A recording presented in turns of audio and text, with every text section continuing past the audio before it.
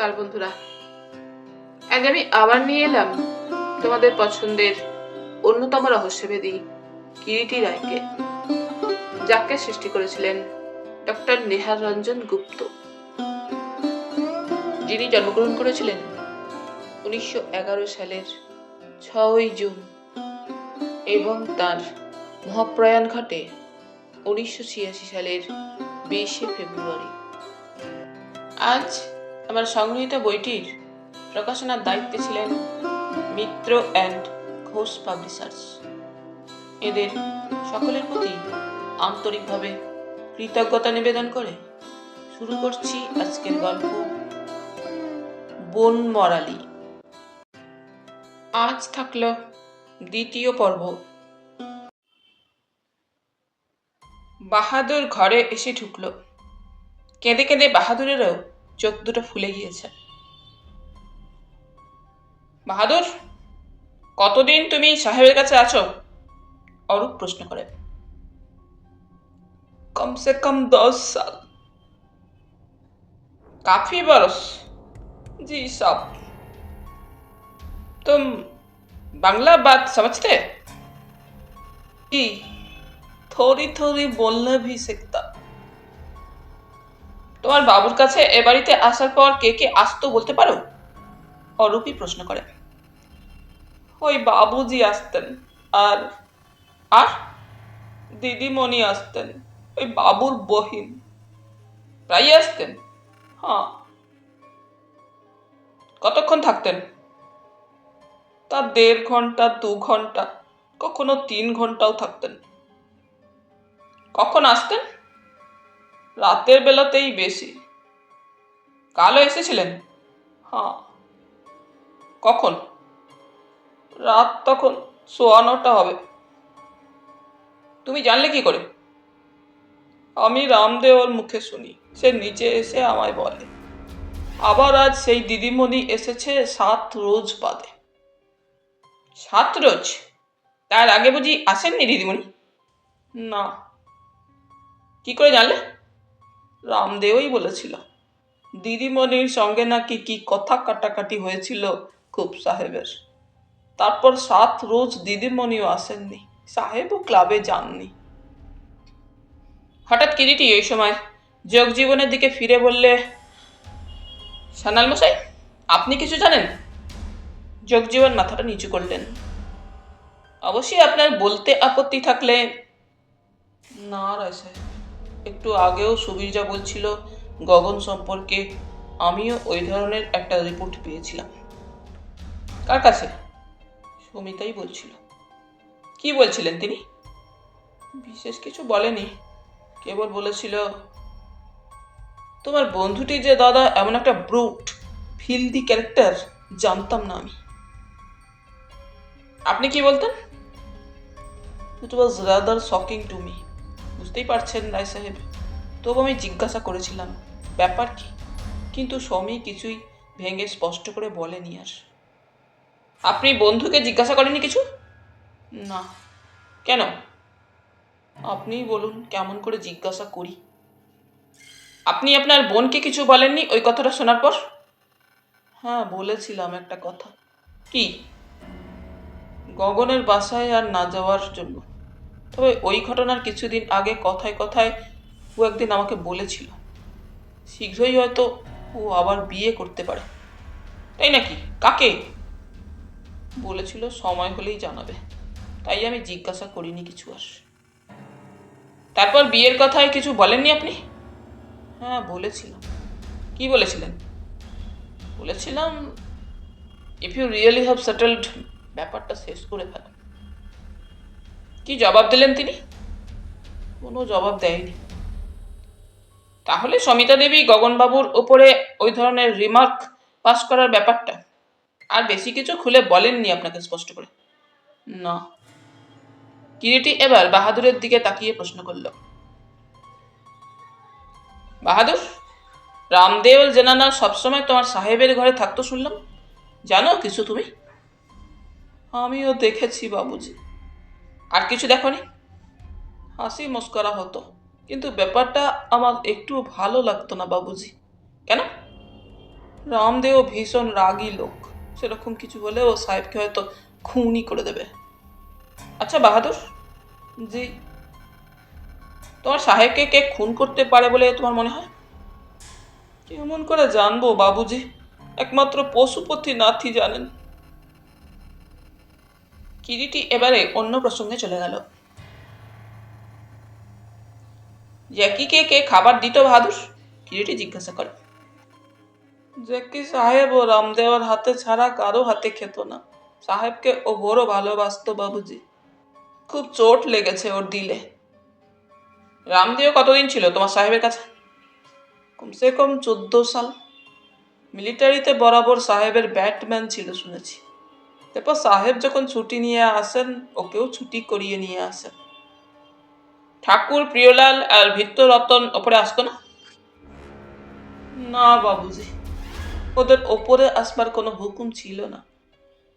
দাদা বাবুরা? দাদা বাবুরা আসতো না ওপরে বড় একটা সাহেব না ডাকলে। সাহেব ডাকতেন না? এক আধ দিন হয়তো ডাকতেন। তোমার সাহেব খুব মদ খেতেন? হ্যাঁ, এক বোতল সাধারণত 1.5 দিন কি বড় জোর 2 দিনের বেশি কখনো যেত না। যে দিদিমণি আসতেন তিনি?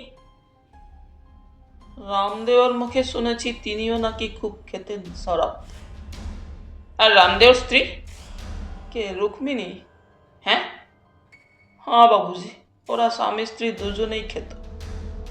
সুবিনয় বাবু, সুবীর বাবু? বলতে পারি না। ঠিক আছে, তুমি এবারে রুক্মিণীকে এ ঘরে পাঠিয়ে দাওগে। বাহাদুর চলে গেল। অরূপ কিরিটির মুখের দিকে তাকিয়ে বলে, একটা কথা আপনাকে কিন্তু আমি বলতে ভুলে গেছি মিস্টার রায়। কি বলতো? ওই ছোড়াটার কথা, মানে ওই সাদা বাঁটের ছোড়াটা যাদি গগনবাবুকে হত্যা করা হয়েছে। হ্যাঁ, ছোড়াটা নাকি ওঁরই, মানে গগনবাবুরই। কে বললে? বাহাদুরই বলছিল। ছোড়াটা ওঁরই শোবার ঘরের ড্রেসিং টেবিলের ড্রয়ারে থাকতো। তাই নাকি? হ্যাঁ। ওই সময় রুক্মিণী এসে ঘরে ঢুকলো। ছিপছিপে দেহের গড়ন, দেহে যৌবন যেন কানায় কানায় উপচে পড়ছে। দেহের প্রতিটি ভাঁজ, প্রতিটি ঢেউ স্পষ্ট মুখর। বেশভূষা আদৌ দেহাতি স্ত্রীলোকদের মতো নয়, বরং অনেকটা শহরের আধুনিকাদের মতো। মাথায় সামান্য ঘোমটা, ওই ঘোমটার ফাঁক দিয়ে দেখা যায় মুখখানা। মুখখানা একটু ভোঁতা ভোঁতা হলে কি হবে, চোখ দুটো যেন চকিত প্রেক্ষণা, ইঙ্গিতপূর্ণ। পাতলা দুটি ঠোঁটে ও ধারালো চিবুকে যেন একটা চাপা হাসির ঢেউ খেলে যাচ্ছে। অরূপ জিজ্ঞাসা করে, কি নাম তোর? রুক্মিণী। চাপা হাসি ঢেউটা যেন কথাটা বলার সঙ্গে সঙ্গে সারাটা মুখে ছড়িয়ে পড়ল, আরো স্পষ্ট হলো। তোর মরদ রামদেও কোথায়? হায় রাম, আমি কি করে জানবো? তুই জানবি না তো জানবে কে? তোরই তো জানবার কথা, তোর মরদ। কে জানে, হয়তো বাজারে গিয়েছে। এত সকালে বাজারে? আর কোথায় যাবে তবে? তা বাজারে গেলে এখনো ফিরছে না কেন? আমি কি করে জানবো? জানিস না? না। এখানে তুই কি কাজ করিস? কি করতে হয় তোকে? কিছুই করি না। আবার সেই চাপা হাসির ঢেউ ছড়িয়ে গেল দুই ওষ্ঠে ও চিবুকে। কিছুই করিস না? না। বসে থাকিস? বসে থাকবো কেন? তবে কাজ করিস না তো কি করিস সারাদিন? মাইনে দিত না তোকে তো সাহেব? মাইনে? বলতে বলতে গলার সেই চাপা হাসির ঢেউ সারা মুখে ওর ছড়িয়ে পড়ল। বললে, না, তবে সাহেব এখানে থাকতে দিত, জামা কাপড়, খাওয়া দাওয়া দিত, আর মধ্যে মধ্যে 2-4 টাকা বকশিস দিত। বকশিস? হ্যাঁ। গয়না দিত না? একটা হার দিয়েছে। আবার সেই চাপা হাসির ঢেউ ছড়িয়ে গেল মুখে। শুনলাম সাহেবের ঘরেই তুই সবসময় থাকতিস? সাহেব ডাকলে আসতাম। কখন ডাকতো সাহেব? সন্ধেবেলা? হ্যাঁ, ডাকতো। রামদেও তোর মরদ জানতো যে তুই সাহেবের ঘরে আসতিস? না। জানতো না? সে তো পাশের ঘরেই থাকতো। ওকে তো প্রায়ই সাহেব ওই সময়টা এটা ওটা আনতে পাঠাতো। আর সেই সময় বুঝি ডাকতো তোকে তো সাহেব? আবার সেই হাসির ঢেউ সাদা মুখে ছড়িয়ে গেল। সাহেব তোকে খুব পছন্দ করতো বুঝি? বোধ হয়। কেন জানিস না? আবার সেই চাপা হাসির ঢেউ সারা মুখে ছড়িয়ে গেল।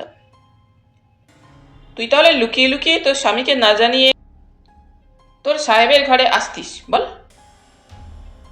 হঠাৎ ওই সময় কিরিটি হাতের বাহারে রেশমি চুড়িগুলো দেখিয়ে জিজ্ঞাসা করে, তোর হাতের ওই চুড়িগুলো তোকে তোর সাহেব কিনে দিয়েছিল বুঝি? না তো, ও তো আমার মরদ কিনে দিয়েছে। কবে? এই তো সেদিন। কাল রাত্রে বাইরে সেই দিদিমণি তোর সাহেবের কাছে এসেছিল জানিস? জানি তো। কখন চলে যায় জানিস সেই দিদিমণি? অনেক রাতে। কখন? আমি কি ঘড়ি দেখতে জানি? তুই তখন কোথায় ছিলি? আমার ঘরে। আর রামদেব? সে নিচে ছিল। নিচে? হ্যাঁ, ও ওই সময়টা দারু পিত। দারু? কোথায় পেতো দারু? সাহেবের আলমারি থেকে সরাতো, আমিও নিয়ে দিতাম মধ্যে মধ্যে। সাহেব টের পেতো না? পাবে কি করে, চাবি তো ওর কাছেই থাকতো দারুর আলমারির। খুব দারু খেত বুঝি রামদেব? মাঝে মাঝে খুব পিত, মাতোয়ালা হয়ে যেত। কাল রাত্রে কোনো গোলমাল বা চেঁচামেচি শুনেছিস তোর সাহেবের ঘরে? না। কেন, তুই তো পাশের ঘরেই থাকিস। কাল রাত্রে আমার খুব ঘুম পাচ্ছিল, ঘুমিয়ে পড়েছিল। অতঃপর বাকি ছিল দারোয়ান জার্নাল সিং। তাকেও কিছু প্রশ্ন করে ওদের তখনকার মতো কাজ শেষ হলো। মৃতদেহ মর্গে পাঠিয়ে কিরিটির নির্দেশ মতো সুবীর, সুবিনয়, বাহাদুর, প্রিয়লাল ও অন্যান্য ভৃত্যদের আপাতত পুলিশের বিনা অনুমতিতে বাড়ি ছেড়ে কোথাও না যেতে বলে বাড়িটা পুলিশ পাহারায় রেখে অরূপ ও অন্যান্য সবাই বাড়ি থেকে বের হয়ে এলো। কিরিটি আর যোগজীবন পাশাপাশি হাঁটছিল।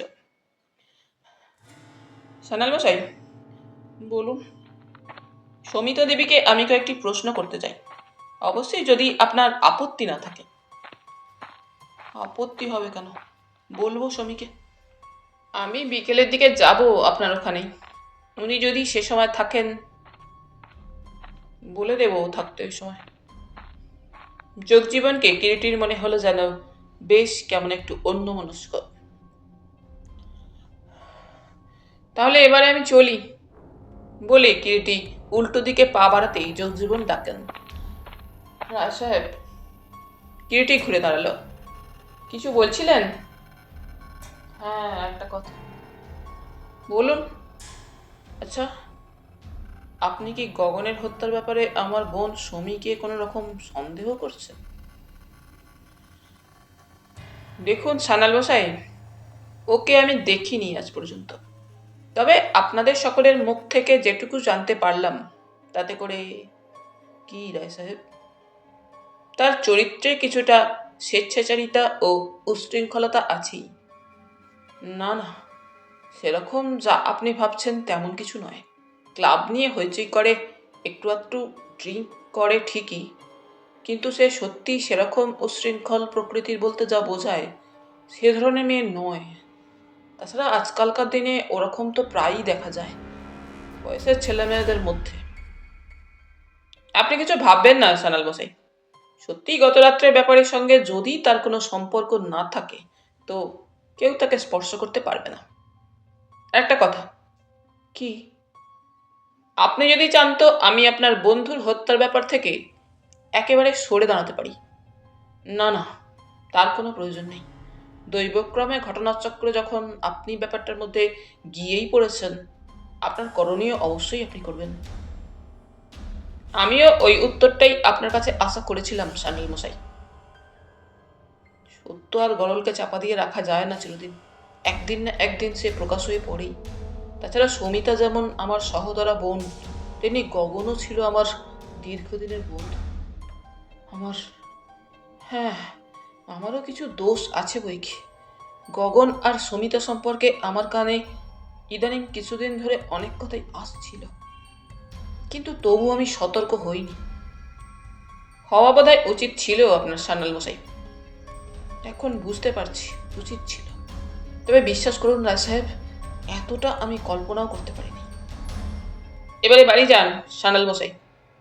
যোগজীবন বিদায় নিয়ে গৃহের দিকে চলা শুরু করলেন। কিরিটিও তার গৃহের দিকে পা বাড়ালো। বেলা 10টা প্রায় হয়ে গিয়েছিল সেদিন কিরিটির গৃহে ফিরতে। কৃষ্ণা উদ্বিগ্ন হয়ে ঘর বার করছিল। সুব্রতকেও ফোন করে আনিয়েছিল।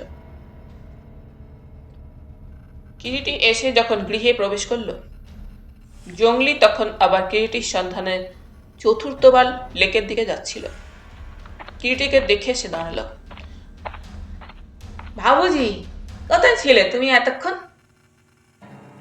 কেন রে? মাইজি খুব ব্যস্ত হয়েছে, যাও উপরে যাও।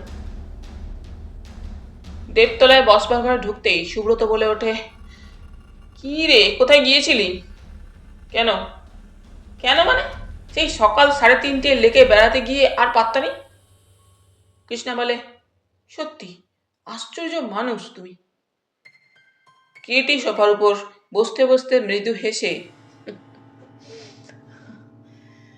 হারিয়ে যাব না সে তো জানতেই পেয়ে, আর সেরকম কোনো একটা দুর্ঘটনা ঘটলেই আগে সে সংবাদ পেতে। থাক, আর বাহাদুরিতে প্রয়োজন নেই। তা চা খেয়েছ না? তাও পেটে পড়েনি এখনো? পড়েছিল সেই ঘন্টা 3 আগে 1 কাপ, তাও সম্পূর্ণ নয়। 1 কাপ পেলে মন্দ হতো না। কৃষ্ণা উঠে গেল।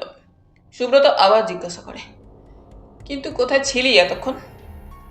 আর বলিস কেন, গিয়েছিলাম অবশ্যই একটি রেয়ার ফুল দেখতে। অবশেষে জড়িয়ে পড়লাম এক খুনের ব্যাপারে। খুন? কোথায়? কে? ধীরে বন্ধু, ধীরে। তারপর একটু থেমে কিরিটি বলে, নিহত হয়েছেন এক এক্স আর্মি কর্নেল। মৃত্যুর কারণ ছুরিকাঘাত। স্থান অনতি দূরে, সারদান অ্যাভিনিউতে। তো তুই তো গিয়েছিলি লেকে বেড়াতে। বললাম যে, বেড়ানো শেষ হবার পর গিয়েছিলাম সান্যাল মশাইয়ের গৃহে একটি রেয়ার ফুল দেখতে। সান্যাল মশাইকে? লেকের ভ্রমণ বন্ধু, এক প্রৌঢ় রিটায়ার্ড ভদ্রলোক, এবং যিনি নিহত হয়েছেন তাঁরই ঘনিষ্ঠ বন্ধু। তারপর সান্যাল মশাইয়ের ওখানে ফোন এলো বন্ধুটি তার নিহত। তখন তিনি, মানে তাঁরই অনুরোধে তার সঙ্গে যাই। তারপর চায়ের কাপ হাতে কৃষ্ণা ঘরে ঢুকতে ঢুকতে বলে, তাই সেখান থেকে একটা ফোন করে দিতে কি হয়েছিল? ক্ষমা করো দেবী, মনে পড়েনি। তা মনে পড়বে কেন? খুন খারাপের গন্ধ পেলে কি আর কিছু মনে থাকে? কিরিটি কৃষ্ণার হাত থেকে চায়ের কাপটা নিয়ে কাপে চুমুক দিতে দিতে মৃদু মৃদু হাসে।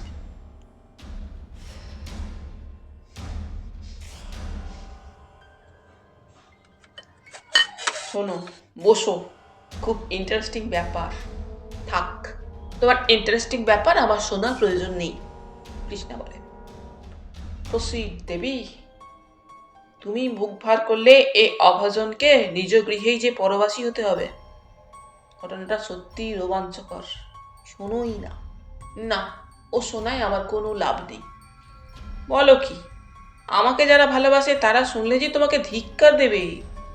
কিরিটি কাহিনী শুনতে চায় না এমন মতিচ্ছন্ন যার হয়েছে তাকে।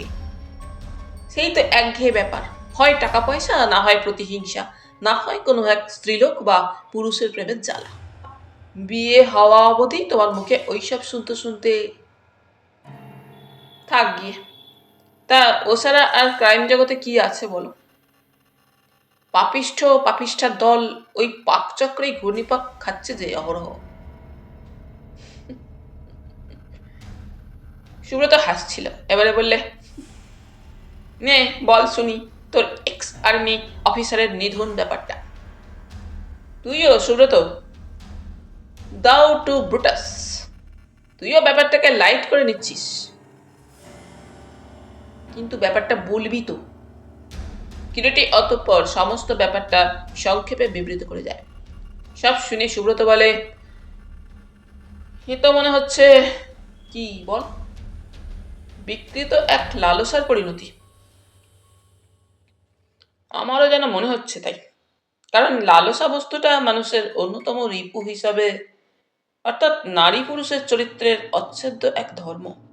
ওটা বাদ দিয়ে মানুষ যেমন কোনো যুগেই চলতে পারেনি, এই যুগেও পারবে না, এবং ভবিষ্যতেও বোধহয় কখনো পারবে না। কথাটা শেষ করলো সুব্রত। তাই খুন খারাপই হবেই, কিন্তু গগনবিহারীর এমন মতিচ্ছন হলো কেন?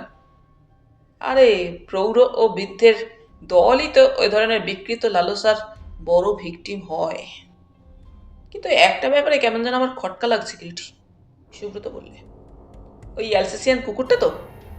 হ্যাঁ, হত্যাকারী কুকুরটাকে ম্যানেজ করলো কি করে? সে আর এমন দুরূহ ব্যাপার কি, আগে থেকেই হয়তো কুকুরটাকে সরিয়ে ফেলেছিল কৌশলে। তবে এও ঠিক, শেষ পর্যন্ত হয়তো ওই কুকুরটাই হবে তার মৃত্যুবান। ভালো কথা মনে করিয়ে দিয়েছিস। বলতে বলতে উঠে গিয়ে কিরিটি অরূপকে ফোনে ডাকল। বালিগঞ্জ থানার ওসি কথা বলছি, সারা এলো অপর প্রান্ত থেকে। অরূপ, আমি কিরিটি। একটা কথা তখন তোমাকে তাড়াতাড়ি বলতে ভুলে গিয়েছি। কি কথা?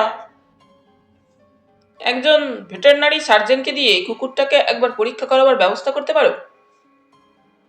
কেন পারবো না? অরূপ বললে। হ্যাঁ, দেখাও। আমার মনে হয় কুকুরটাকে খাবারের সঙ্গে কোনো তীব্র ঘুমের ওষুধ দেওয়া হয়েছিল। শুধু তাই নয়, আরেকটা কথা, কুকুরটার ওপরে যেন কনস্ট্যান্ট ওয়াচ রাখা হয়। অরূপকে নির্দেশ করে কিরিটি ফোনটা রেখে দিল। সারাটা দুপুর কিরিটি কোথাও বের হলো না। নিজস্ব লাইব্রেরি থেকে অ্যালসেসিয়ান কুকুর সম্পর্কে এক বিশেষজ্ঞের বই নিয়ে তারই মধ্যে ডুবে রইল। বিকেলের দিকে যোগজীবনের ওখানে যাবে বলেছিল, কিন্তু বেরুতে সন্ধ্যা হয়ে গেল।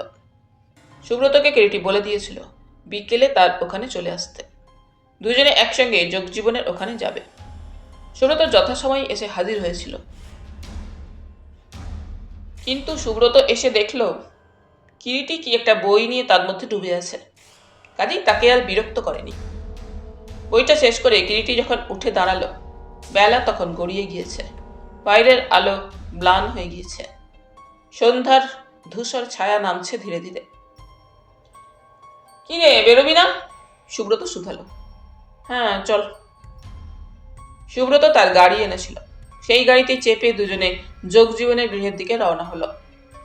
গাড়িতে উঠে কিরিটি বললে, চল একবার থানায় ঘুরে যাই। রামদেওর কোনো পাত্তা পাওয়া গেল কিনা জেনে যাই। আর অরূপ যদি থাকে তো তাকেও সঙ্গে নিয়ে যাব। থানার সামনে এসে ওদের গাড়ি যখন থামলো, সন্ধ্যা হয়ে গিয়েছে তখন। রাস্তার আলো জ্বলে উঠেছে। অরূপ থানাতেই ছিল। অরূপের অফিস ঘরে ঢুকেই কিরিটি জিজ্ঞাসা করলো, রামদেওর কোনো খবর পেলে অরূপ? না, খবরটা যে চাই। প্রতাপগড়ে ও দেশে খোঁজ নেওয়ার জন্য ইউপির ইন্টেলিজেন্স ব্রাঞ্চে ফোন করে দিয়েছি। এটার একটা ফটো পেলে সুবিধা হতো। রুক্মিণীর কাছে খোঁজ করে দেখো, পেতে পারো। দেখি, কাল একবার যাবো। হ্যাঁ, ভালো কথা। সুবীর চৌধুরী ফোন করেছিল। কেন? সে বাইরে বেরোতে চায়। আমি বলে দিয়েছি আপাতত 4-5 দিন ওই বাড়ির বাইরে কোথাও তার যাওয়া চলবে না। তারপর চেঁচামেচি করছিল ফোনে, আমরা কি তাকেই গগন বিহারীর হত্যাকারী বলে সন্দেহ করেছি নাকি, ইত্যাদি। কিরিটি মৃদু হাসে। আমার কিন্তু মনে হয় মিস্টার রায়, অরূপ বলে। কি? ওই হত্যাকাণ্ডের মধ্যে সুবীর চৌধুরী জড়িয়ে আছে। কেন? আমার মনে হয় ওই বরযাত্রী যাওয়ার ব্যাপারটা একটা তার অ্যালিবাই মাত্র। হওয়া সম্ভব নয়, কিন্তু হত্যা সে করবে কেন তার কাকাকে? কি উদ্দেশ্য থাকতে পারে? কি আবার, গগন বিহারীর সমস্ত সম্পত্তি সেই তো প্রকৃতপক্ষে লিগ্যাল উত্তরাধিকার। তা তো নাও হতে পারে অরূপ। কিন্তু কিরিটি বলে, এমনও তো হতে পারে গগন বিহারী উইলে তাকে কিছুই দিয়ে যাননি। না অরূপ, গগন বিহারীর হত্যার সঙ্গে আর যাই হোক, অর্থের কোনো সম্পর্ক আছে বলে আপাতত আমার মনে হচ্ছে না। তবে কি? অবশ্যই আমি নিজেও এখনো কোনো স্থির সিদ্ধান্তে পৌঁছতে পারিনি।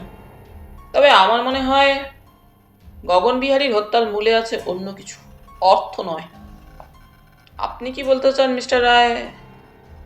ওই হত্যাকাণ্ডের আশেপাশে যারা ছিল তাদের মধ্যে ভেবে দেখেছো কি? সমিতা আর রুক্মিণী যে দুটি মেয়ে গগন বিহারীর জীবনে এসেছিল, মনে করে দেখো তাদের দুজনেরই রূপ ও যৌবনের কথা।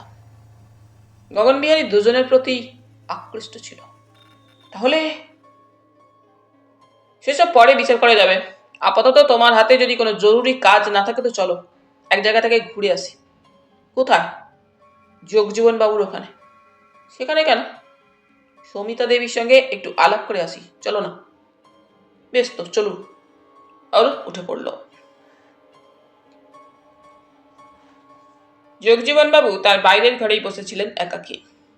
কিরিটি আসবে বলেছিল, তাই আর তিনি বেরোননি ওই দিন বিকালে। কিরিটিটা যখন এসে পৌঁছালো তখন 7টা বেজে গিয়েছে। আসুন রায় সাহেব, দেরি হলো যে। আপনি... কথাটা জগজীবন আর শেষ করেন না। কিরিটির সঙ্গে সুব্রত আর থানা অফিসার অরূপ মুখার্জিকে দেখে থেমে গেলেন। কিরিটি বসতে বসতে বলল, অরূপকে সঙ্গেই নিয়ে এলাম সানাল মশাই। আইন মেনে চলাই ভালো। সপ্রশ্ন দৃষ্টিতে তাকালেন জগজীবন কিরিটির মুখের দিকে। বুঝতেই তো পারছেন, ব্যাপারটা খুব ডেলিকেট হলেও সমিতা দেবীর সঙ্গে যখন গগনবাবুর পরিচয় ছিল এবং তার গগনবাবুর গৃহে যাতায়াত ছিল, পুলিশ তাকে নিয়ে টানাটানি করতে ছাড়বে না। সেক্ষেত্রে ব্যাপারটা যদি একটা ঘরোয়া পরিবেশে শেষ করে ফেলা যায়, সব দিক দিয়ে ভালোই হবে। জগজীবন কোনো জবাব দেয় না। তার সমস্ত মুখে যেন একটা দুশ্চিন্তার কালো ছায়া। কিরিটি বললে, তাই অরূপকে সঙ্গে করেই নিয়ে এলাম। উনিও মানে মিস্টার মুখার্জিও কি সমীকে প্রশ্ন করতে চান? জগজীবন ক্ষীণ গলায় প্রশ্ন করেন। না না, উনি কেবল উপস্থিত থাকবেন। যা জিজ্ঞাসা করবেন আমিই করব। আপনার ভগ্নী বাড়িতেই আছেন তো? আছে। গগনবাবুর ব্যাপারটা নিশ্চয়ই শুনেছেন? শুনেছে। কে বলল? আপনি? না, আমি বলিনি। তবে সুবীর তাকে ফোনে জানিয়েছে। কিরিটি যেন একটু চমকেই ওঠে কথাটা শুনে। বলে, কে? সুবীর বাবু? হ্যাঁ। কখন ফোন করেছিলেন তিনি? সকালে। সকালে? কখন? আমি ফোন পেয়ে চলে যাবার পরই। কিরিটি যেন একটু অন্যমনস্ক। মনে হয় যেন কি ভাবছে সে। কিরিটি জগজীবনের কথার পর আর কোনো কথা বলে না। একটু পরে আবার বলে, তাহলে চলুন, ওঠা যাক। হ্যাঁ চলুন। দোতলায় উঠে জগজীবন তার শয়ন ঘরে ওদের বসিয়ে সমিতার ঘরের দিকে পা বাড়ান। বাড়িটা বেশ বড়। দোতলায় 5টি ঘর, 3তলায় 3টি ঘর। 3তলাতেই একটি ঘর নিয়ে সমিতা থাকে। 1তলাটা ভাড়া দেওয়া, একটি ঘর ছাড়া। সমিতার ঘরের দরজাটা খোলাই ছিল। খোলা দরজার সামনে এসে দাঁড়িয়ে গেলেন জগজীবন। ঘরের ভিতর অন্ধকার। একটু ইতস্তত করলেন জগজীবন, তারপর মৃদু কণ্ঠে ডাকলেন, সমী। কোনো সাড়া এলো না। আবার ডাকলেন একটু উঁচু গলাতেই, সমী। কে দাদা? সাড়া এলো এবার অন্ধকার ঘরের ভিতর থেকে। হ্যাঁ, এসো। জগজীবন অন্ধকার ঘরের মধ্যে এসে ঢুকলেন। আলো জ্বালাসনি কেন? খট করে একটা শব্দ হলো। ঘরের আলোটা জ্বলে উঠল পর মুহূর্তেই। জগজীবন দেখলেন সমিতা একটা আরাম কেদারার উপর দেহটা এলিয়ে দিয়ে পড়ে আছে। সবসময় যে বেশভূষা ও প্রসাধন ছাড়া থাকে না, তার আজ কোনো বেশভূষা ও প্রসাধন নেই। পরনে সাধারণ একটা তাঁতের রঙিন শাড়ি, গেরুয়া রঙের হাত কাটা একটা ব্লাউজ গায়ে। মাথার চুল রুক্ষ, চিরুনি পড়েছে বলে মনে হয় না। চোখে মুখে প্রসাধনের চিহ্ন মাত্র নেই। চোখ দুটো যেন ঈষৎ রক্তিম। সামনে ছোট একটা ত্রিপয়ের উপর কাঁচের গ্লাসে রক্তিম তরল পদার্থ। গ্লাসটার প্রতি নজর পড়তেই যেন জগজীবন একটু থমকে গেলেন। গ্লাসের রক্তিম তরল বস্তুটি যে কি, জগজীবনের বুঝতে কষ্ট হয় না। সমিতা ড্রিঙ্ক করে জানতেন তিনি, কিন্তু সেসব কিছুই ক্লাবে। ঘরে বসেও যে সমিতা ড্রিঙ্ক করতে পারে, এতে যেন ধারণার অতীত ছিল জগজীবনের কাছে। হঠাৎ যেন একটা ক্রোধের উদ্রেক হয়, কিন্তু সঙ্গে সঙ্গে নিজেকে সামলে নিলেন জগজীবন। তারপর গম্ভীর হয়ে বললেন, রায় সাহেব এসেছেন, আমার ঘরে বসে আছেন, তোমার সঙ্গে কথা বলতে চান। অনিচ্ছা সত্ত্বেও জগজীবনের কণ্ঠস্বরটা যেন একটু রূঢ়ই শোনালো। কি দরকার আমার সঙ্গে তার? সমিতা একটু যেন রুক্ষ স্বরে প্রশ্নটা করল। জানি না, তোমাকে তো সকালেই বলেছিলাম তিনি আসবেন আজ বিকেলে তোমার সঙ্গে দেখা করতে। But I don't like to meet anybody at this moment. শোনো, শুধু রায় সাহেবই নন, থানা অফিসারও এসেছেন। But why? কি চান তারা আমার কাছে? চেঁচিও না। শোনো, ওরা জানতে পেরেছেন গগনের সঙ্গে তোমার পরিচয় ছিল। হোয়াটস ডু দ্যাট? পরিচয় ছিল তাতে হয়েছে কি? তাছাড়া কাল রাত্রে তুমি ওখানে গিয়েছিলে। ইটস আ ড্যাম লাই। মিথ্যে কথা। মিথ্যে কথা? নিশ্চয়ই। গত 7 দিন ধরে তার বাড়ির ছায়াও মারাইনি আমি। একটা ডার্টি ফিল দিস স্কাউন্ড্রেল। বিষ যেন উদ্গারিত হয় সমিতার কণ্ঠ থেকে। সত্যি সত্যি সমী, তুই কাল গগনের বাড়িতে যাসনি? Surely not. তবে যে গগনের বাড়ির লোকেরা কেউ কেউ বললে তারা তোকে যেতে দেখেছে গত রাত্রে গগনের ঘরে। কে কে বলেছে? বললাম তো, গগনের বাড়ির লোকেরা বলেছে। মিথ্যে কথা। কাল আমি রাত 8টা থেকে 11:30 পর্যন্ত ক্লাবে ছিলাম। Everybody knows that. সবাই সেখানে তার সাক্ষী আছে। কিন্তু ব্যাপার কি বলো তো দাদা? তুমি কি বিশ্বাস করছো না আমার কথাটা? সমিতা উঠে দাঁড়িয়েছে ততক্ষণে। না মানে, ঠিক আছে, চলো তোমার থানার ওসি কি বলতে চাই শুনে আসি, আর তোমার রায় সাহেবেরই বা কি বলার আছে শুনি। চল। ভাই বোনে ঘর থেকে বের হয়ে এলো। পাশের ঘরে ঢুকে জগজীবন বললেন, রায় সাহেব, এই আমার বোন সমিতা। কিরিটি চোখ তুলে তাকালো। নমস্কার মিস সান্যাল, বসুন। আপনি আমার সঙ্গে দেখা করতে চেয়েছেন? সমিতার প্রশ্নটা করে বসলো না, দাঁড়িয়েই রইল। কিরিটি আবার বললে, বসুন। না বসলে হবে না। কি আপনি জানতে চান বলুন আমার কাছে। রায় সাহেব, জগজীবনের কণ্ঠস্বরে কিরিটি তার দিকে ফিরে তাকালো। জগজীবন বললেন, সমিতা বলছে কাল রাত্রে ও আদৌ ওখানে নাকি যায়নি। কিরিটির তীক্ষ্ণ দৃষ্টিতে সমিতাকে দেখছিল। জগজীবনের কথায় ফিরে তাকালো না, কেবল প্রশ্ন করল, আপনি বলেছেন কাল রাত্রে গগনবাবুর বাড়িতে যাননি? না। কিন্তু কি? রামদেও আর সুবিনয় বাবুরা আপনাকে দেখেছে। কেবল তাই নয়, রুক্মিণী আপনার গলা শুনেছে গগনবাবুর শোবার ঘরে। কিরিটি বললে, রামদেও বলেছে? সুবিনয় বলেছেন তিনি আমাকে দেখেছেন কাল রাত্রে সেখানে? সেই কথাই তো তারা তাদের জবানবন্দিতে বলেছে। ইটস আ ড্যাম লাই। ডাকুন তো তাদের, আমি জিজ্ঞাসা করছি কখন তারা আমাকে দেখেছে। নিশ্চয়ই জিজ্ঞাসা করা হবে বই কি, কিন্তু আপনি যে সত্যি সত্যিই কাল রাত্রে সেখানে যাননি তার কোনো প্রমাণ আছে? কিরিটি আবার প্রশ্ন করে। নিশ্চয়ই। কি প্রমাণ? কিরিটি সমিতার চোখের দিকে তাকিয়ে থেকে আবার প্রশ্ন করে। কাল রাত্রে ক্লাবে আমাদের যারা ছিল তাদের জিজ্ঞাসা করলেই জানতে পারবেন কথাটা আমার সত্যি কি মিথ্যে। আপনি তাহলে বলছেন কাল রাত্রে ক্লাবেই ছিলেন? কিরিটির গলার স্বর যেন অতিরিক্ত শান্ত ঠান্ডা। হ্যাঁ। কখন ক্লাবে গিয়েছিলেন আর কতক্ষণ বা কাল রাতে সেখানে ছিলেন নিশ্চয়ই মনে আছে আপনার? নিশ্চয়ই মনে আছে বই কি। 8টায় গিয়েছিলাম, রাত 11:30টায় ফিরে আসি। বাড়িতে? না। তবে কোথায়? সে কথা জানবার আপনার কি প্রয়োজন আছে মিস্টার রায়?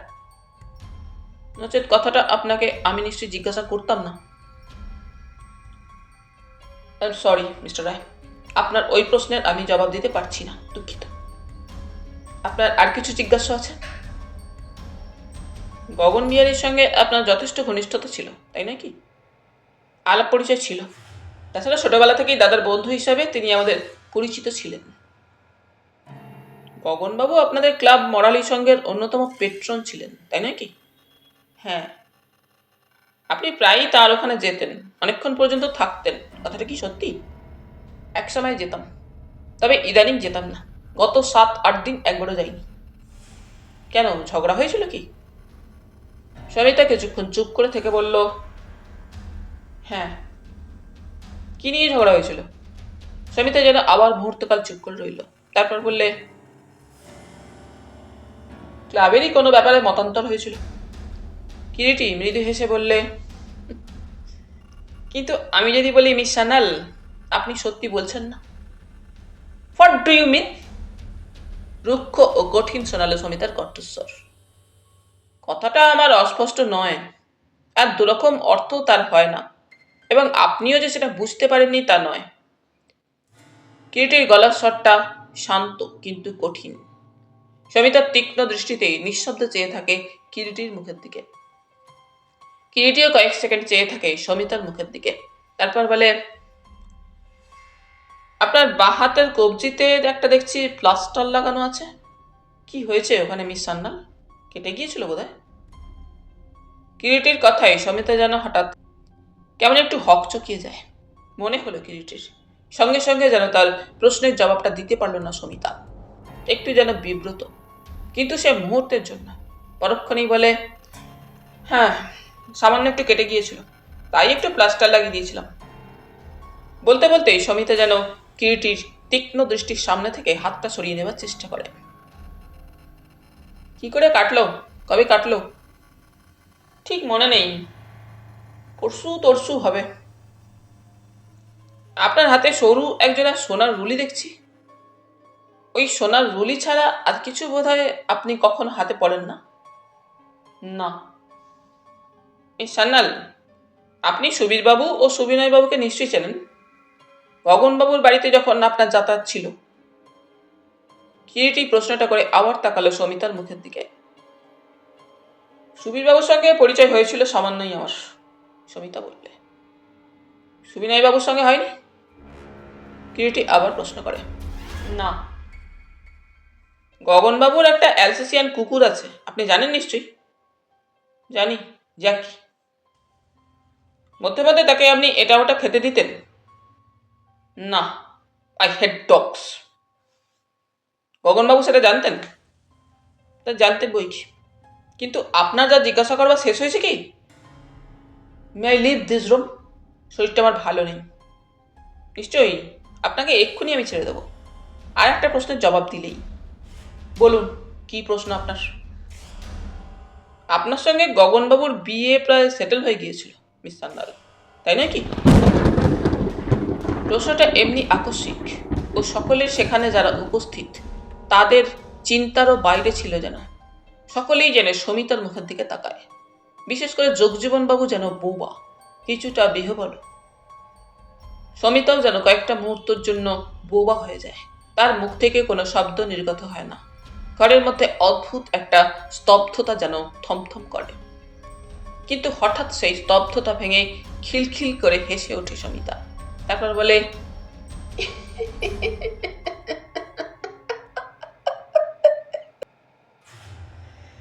সত্যি mister Roy, I must admit আপনার কল্পনা শক্তি আছে। একটা ওল্ড ভালচার যার সঙ্গে বিয়ে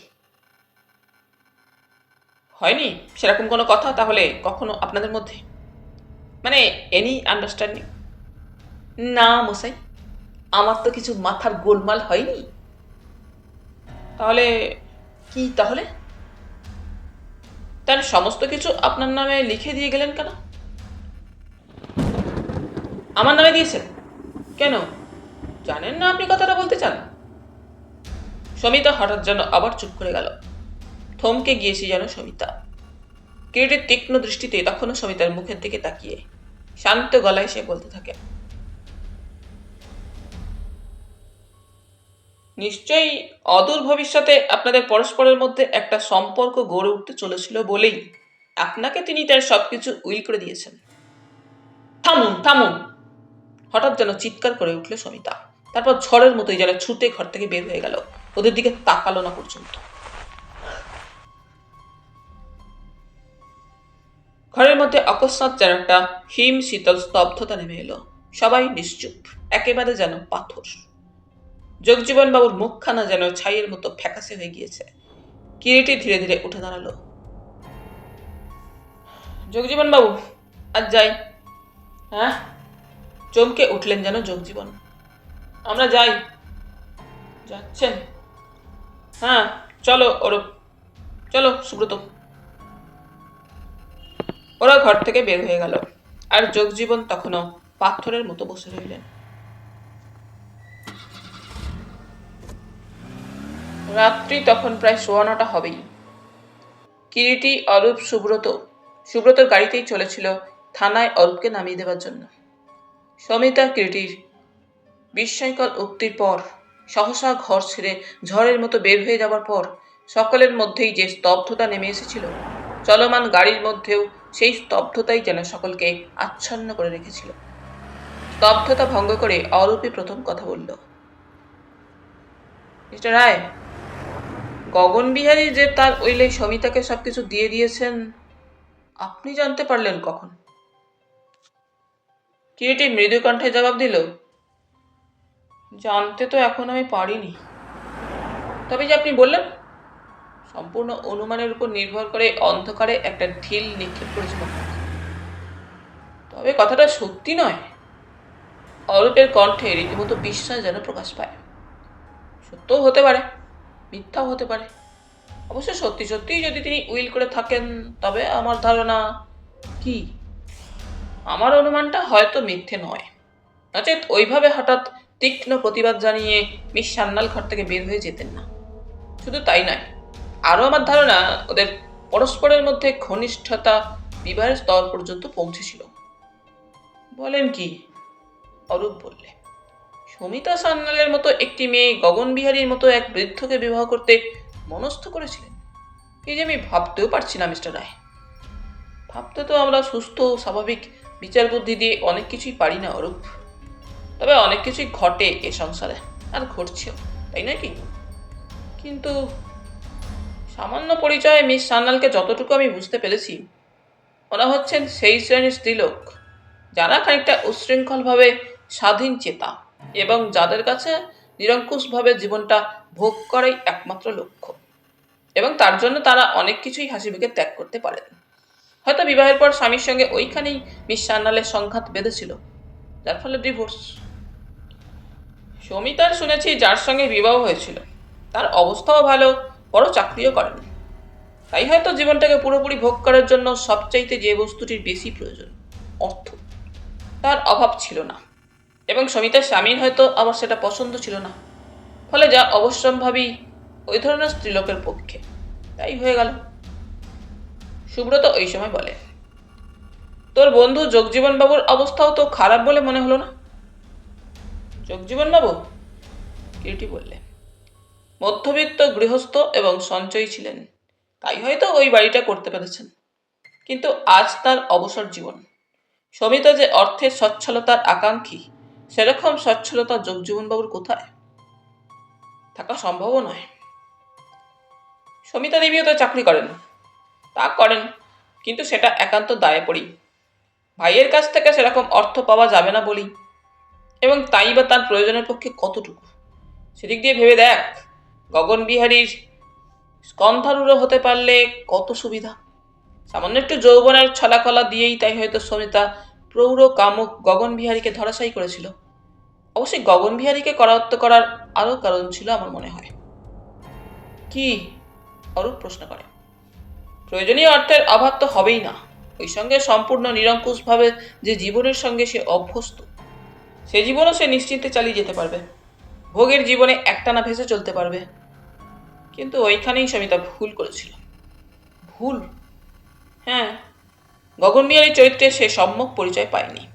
তার দিকে তার যে হাত প্রসারিত হয়েছিল, অনুরূপ ঘটনা ঘটলে যে সেই হাত দুটি আবার অন্যত্র প্রসারিত হতে পারে, সেটাই বুঝতে হয়তো পারেনি সমিতা। আর খটকা লাগছে আমার ওইখানে। খটকা? হ্যাঁ, সমিতার মতো মেয়ের সে কথাটা তো না বোঝার কথা নয়। তবে সে গোড়া থেকেই সতর্ক হলো না কেন? কিংবা হয়তো এও হতে পারে তার নিজের উপরে আত্মবিশ্বাসী তাকে শেষ পর্যন্ত চরম আঘাত হেনেছে।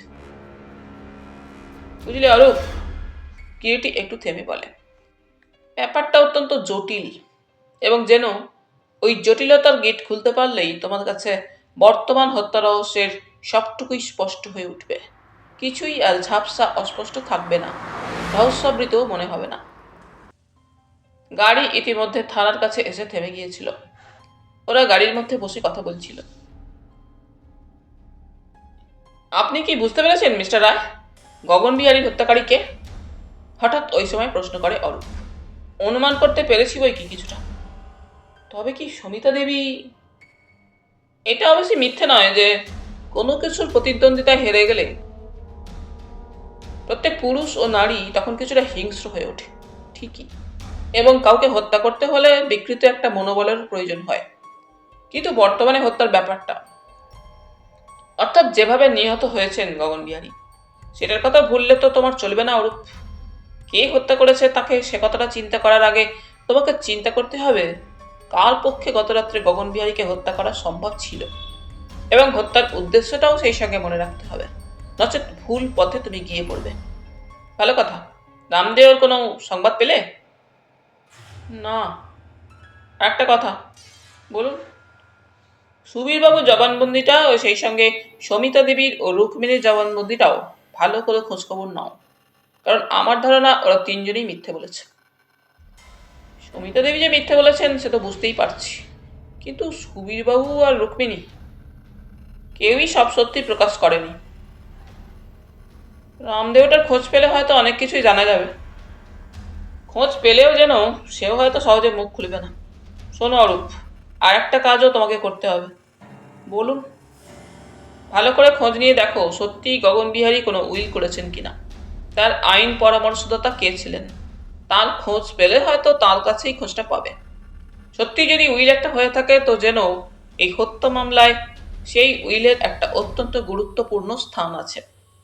কিন্তু আর না, আর চলি, রাত অনেক হলো। ভাবছি ওই রুক্মিণীকে অ্যারেস্ট করে থানায় নিয়ে আসবো। ও নিশ্চয়ই রামদেও কোথায় গিয়েছে বা কোথায় আছে। তাড়াহুড়ো করে কিছু করো না, ঘটনাকে তার স্বাভাবিক গতিতেই চলতে দাও।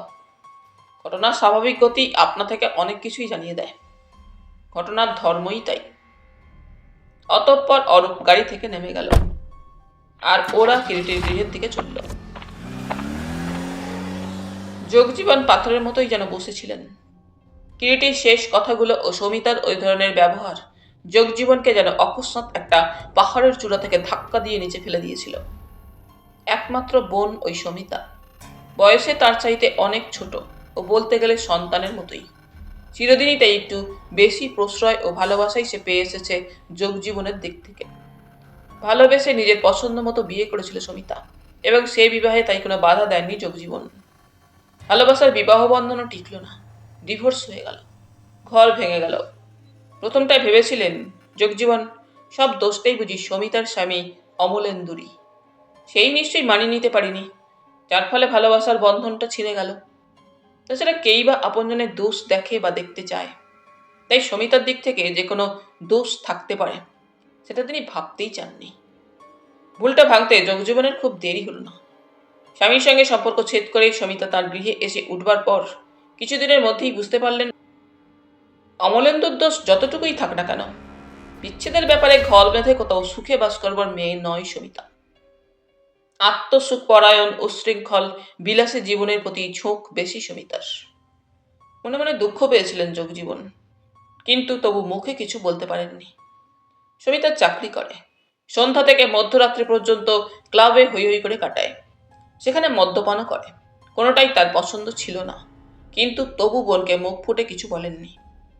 ইদানিং গগন বিহারীর সঙ্গে অতিমাত্রায় ঘনিষ্ঠতার কথাটাও যে কানে আসেনি তার, তাও নয়, সেটাও তার কানে এসেছিল, এবং তার জন্য সমিতার উপরে যতটা নয় তার চাইতে বেশি বিরক্ত হয়েছিলেন যোগজীবন গগন বিহারীর উপরই।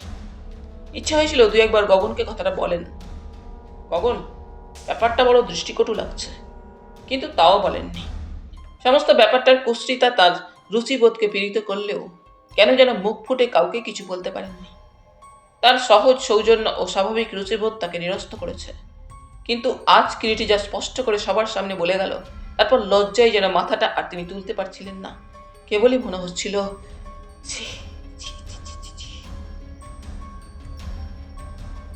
একেই তো আত্মীয় স্বজনরা সব সময় নানা ধরনের ইঙ্গিত করে সমিতার চরিত্র সম্পর্কে।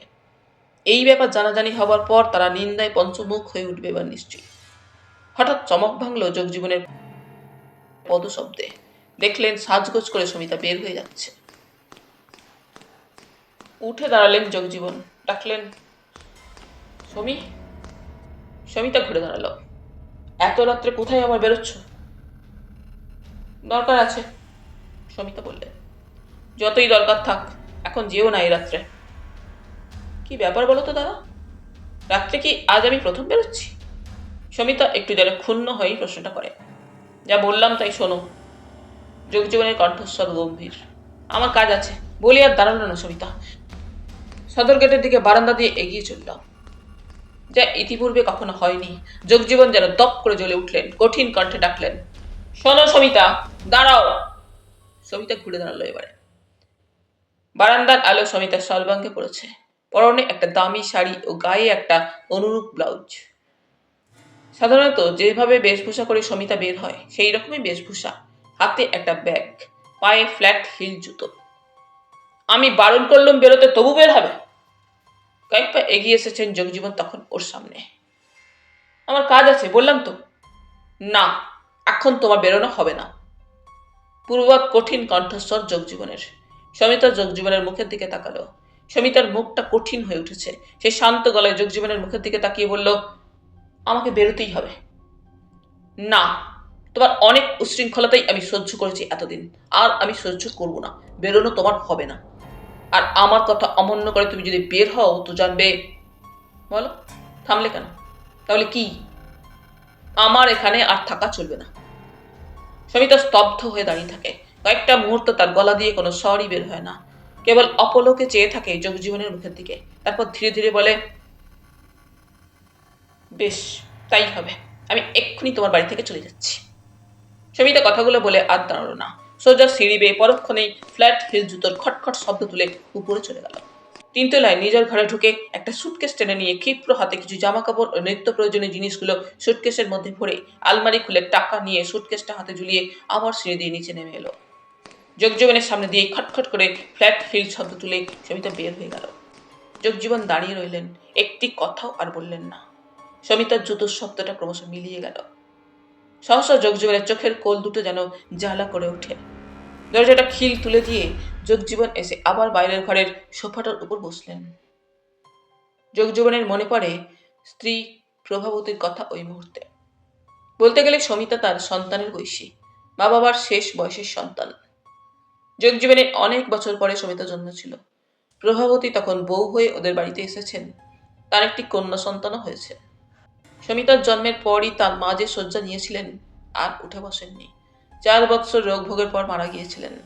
তার পরের বৎসর যোগজীবনের বাবারও মৃত্যু হয়। স্ত্রীকে অত্যন্ত ভালোবাসতেন যশোদা জীবন। যোগজীবনের বাবা স্ত্রীর মৃত্যুর শোকটা সামলে উঠতে পারলেন না। সমিতার সকল দায়িত্ব এসে পড়ল ওদেরই উপর। বাচ্চা সমিতা মাত্র 4 বছরের মেয়ে তখন। যোগজীবনের নিজের প্রথমা কন্যা সন্তানের চাইতেও 2 বছরের ছোট বয়সে। পিসি ভাইজি একসঙ্গে মানুষ হতে থাকে। মাঝখানে প্রভাবতীর আরেকটি সন্তান হয়েছিল, কিন্তু মৃত। প্রভাবতীর আর কোনো সন্তান হয়নি। কন্যা সবিতার সঙ্গেই নামে নাম মিলিয়ে প্রভাবতী ছোট্ট ননদিনীর নাম রেখেছিলেন সবিতা। সবিতার যখন 17 বছর বয়স তখন বিবাহ হয়ে গেল। লেখাপড়ায় তার মন ছিল না, লেখাপড়া সে করেও নি, কিন্তু অসাধারণ বুদ্ধিমতী ছিল সবিতা। সমিতা তখন স্কুল ফাইনাল পাস করে আইএ পড়ছে কলেজে। বিবাহের পর সবিতাকে তার স্বামী সঙ্গে করে সুদূর মালয় দেশে চলে গেল। সমিতারও বিয়ের চেষ্টা করেছিলেন যোগজীবন, কিন্তু সমিতা বেঁকে বসল, বললে না, বিয়ে পাস না করে সে বিবাহ করবে না। প্রভাবতী বললেন, আহা থাক, সবিতার বিয়ে হয়েছে, কোথায় কোন দূর দেশে চলে গেছে, 2 বছর 3 বছরের আগে আসবেও না, থাক। ওর বয়সই বা এমন কি হয়েছে, পাস টাস করুক, তারপর না হয় বিয়ে দেওয়া হবে।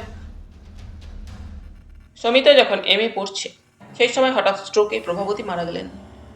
সমিতা এমএ পাশ করল, তারপর এক বেসরকারি কলেজে অধ্যাপিকার কাজ নিল।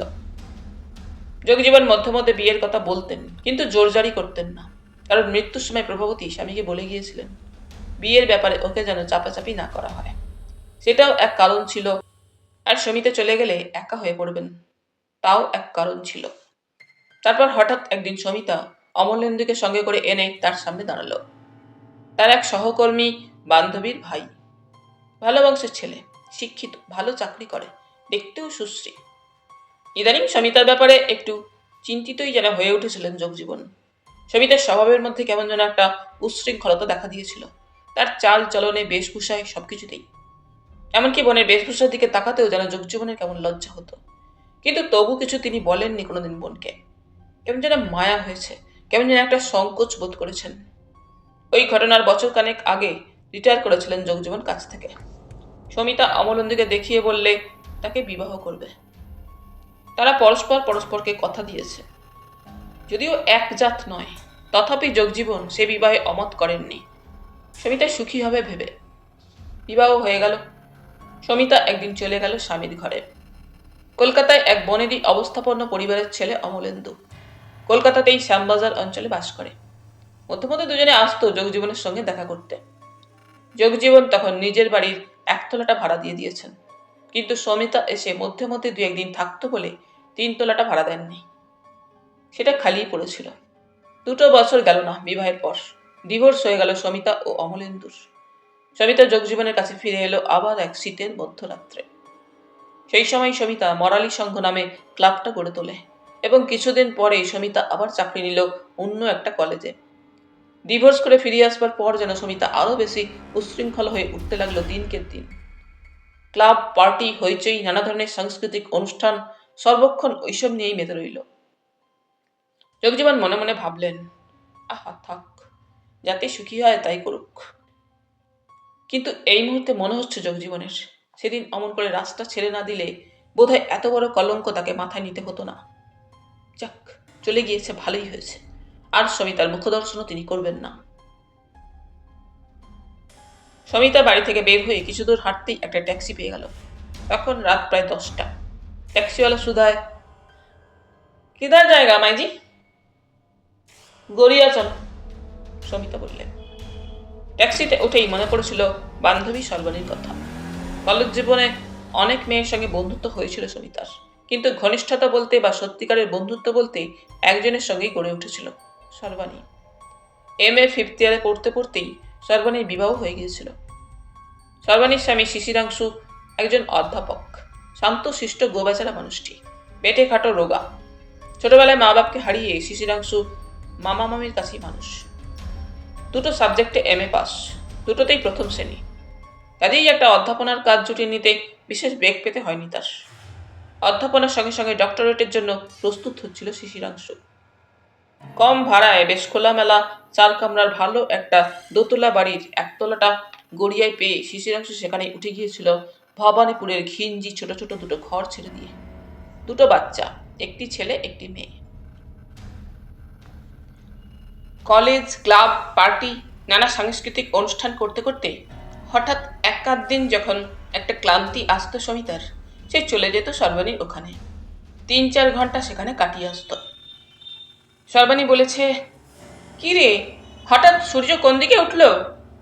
সমিতা হাসতে হাসতে বলেছে, সূর্যোদয় আজ পর্যন্ত জীবনে কখনো দেখবার সৌভাগ্য হয়েছে বলে মনে পড়ে না।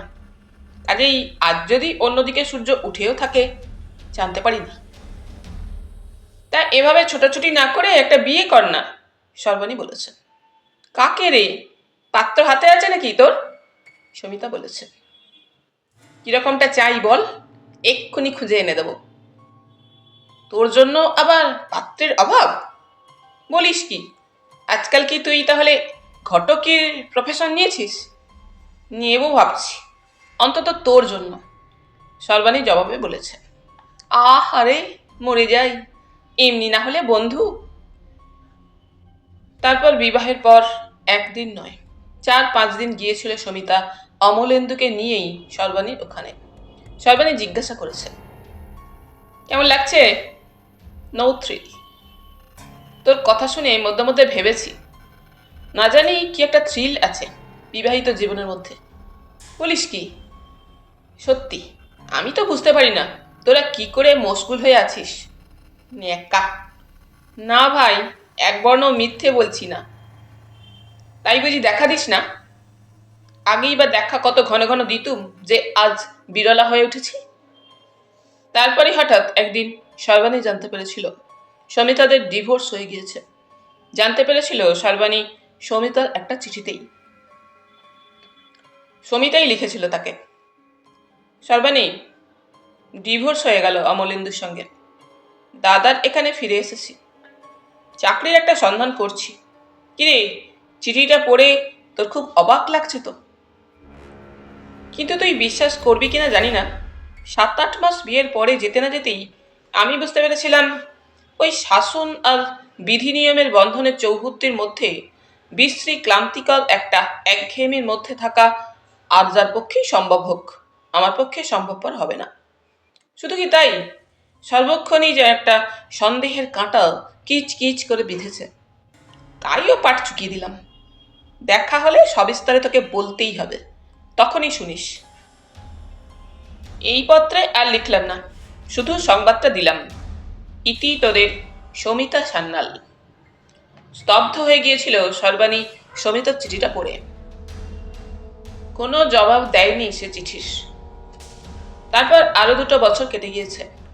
এই 2 বছরে কিন্তু একদিনও দেখা সাক্ষাৎ আর হয়নি ওদের। চলন্ত গাড়ির মধ্যে বসে বসে ভাবছিল সমিতা, সেই চিঠির কোনো জবাব দেয়নি সর্বাণী। সেও অবশ্যই আর কোনো চিঠি দেয়নি, যাইও নি এই 2 বছরের মধ্যে একটি দিনের জন্য সর্বাণীদের ওখানে। সর্বাণীদের ওখানে তো সে চলেছে, সর্বাণী তাকে কেমনভাবে গ্রহণ করবে কে জানে। বিশেষ করে 2 বছরের অধিক সময় পরে হঠাৎ আজ রাত্রে যাই সে করুক, একটা রাত্রির মতো আশ্রয় কি সে তাকে দেবে না? দেবে নিশ্চয়ই। কাল সে যা হোক একটা থাকবার ব্যবস্থা করে নিতে পারবে যেখানেই হোক। প্রায় 10টা 40 নাগাদ সমিতার ট্যাক্সিটা এসে সর্বাণীদের বাড়ির দরজায় থামল। রাত্রের আহারাদি সর্বাণীদের তখনও হয়নি।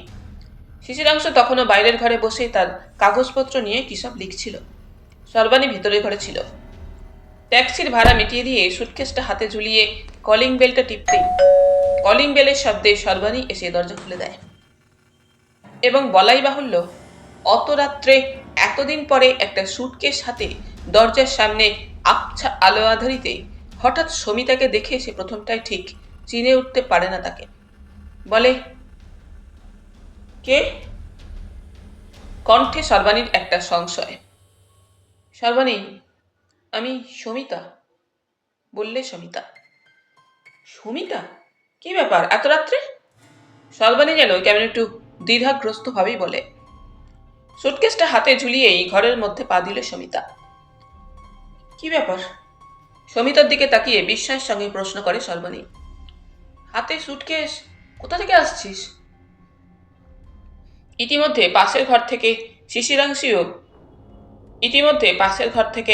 শিশিরাংশুও উঠে এসেছিল। কে সবই? কিন্তু পরক্ষণেই ঘরের আলোয় সমিতাকে দেখে শিশিরাংশু চিনতে পারে তাকে। বলে, এ কি সমিতা দেবী এত রাত্রে? হ্যাঁ, যাক, চিনতে পেরেছেন তাহলে আপনি আমায়। আমার বান্ধবী তো চিনতেই পারেনি। বলতে বলতে সমিতা হাতের সুটকেসটা একপাশে নামিয়ে রেখে একটা বেতের সোফার উপর বসে পড়ে বলে, শোন সর্বাণী, আজ রাতটা তোর এখানে আমি থাকতে চাই। শিশিরাংশু বলে ওঠে, নিশ্চয়ই থাকবেন, আজকের রাতই বা কেন, যত দিন খুশি থাকুন না। শিশিরাংশু উচ্ছ্বসিত অভ্যর্থনা জানালেও সর্বাণী যেন কেমন স্তব্ধ হয়ে সমিতার মুখের দিকে তাকিয়ে দাঁড়িয়েছিল। সে কোনো কথাই বলে না, তার চোখে মুখে অভ্যর্থনার কোনো আনন্দই নেই যেন। সমিতার তীক্ষ্ণ দৃষ্টি ব্যাপারটা এড়ায় না। তাই সে একটু হেসে সর্বাণীর মুখের দিকে তাকিয়ে বলে ওঠে, আজকের রাতটা ভাই, কাল সকালেই চলে যাব। শিশিরাংশুই আবার বলে, আপনি এত কিন্তু কিন্তু করছেন কেন সমিতা দেবী? কিন্তু বেশি কিছু আর বলতে পারে না শিশিরাংশু। হঠাৎ তার স্ত্রীর মুখের দিকে নজর পড়ায়, একটু যেন বিব্রতই বোধ করে। বলে, সবই, ওকে তোমার ঘরে নিয়ে যাও, আমার সামান্য দেরি আছে। শিশিরাংশু ঘর থেকে বের হয়ে গেল। সমিতা বললে, আমি বোধহয় হঠাৎ এভাবে এই রাত্রে তোর এখানে এসে পড়ে তোকে একটু বিব্রত করলাম সর্বাণী, তাই না? কোথা থেকে আসছিস?